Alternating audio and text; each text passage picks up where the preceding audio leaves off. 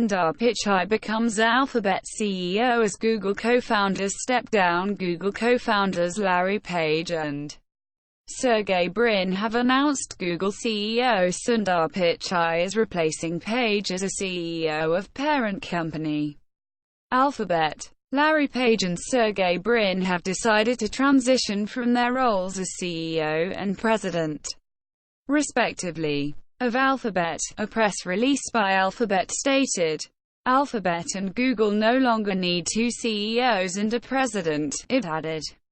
From learning Alphabet's in Jawahar to Alphabet CEO Xiaomi India VP to Pichai. Xiaomi's global vice president and India VP Manu Kumar Jain on Wednesday took to Twitter to congratulate Sundar Pichai on being appointed as Alphabet's CEO.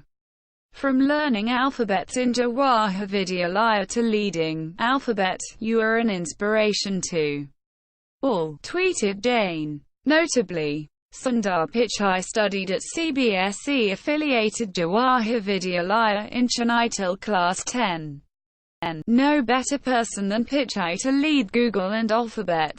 Google co-founders Larry Page and Sergey Brin, who named Google CEO Sundar Pichai the CEO of parent company Alphabet too, in a statement said that there's no better person than Pichai to lead Google and Alphabet.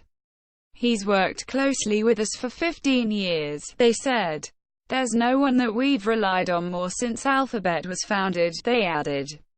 This won't affect Alphabet's structure. Pichai on being appointed Alphabet CEO on being appointed as Alphabet CEO.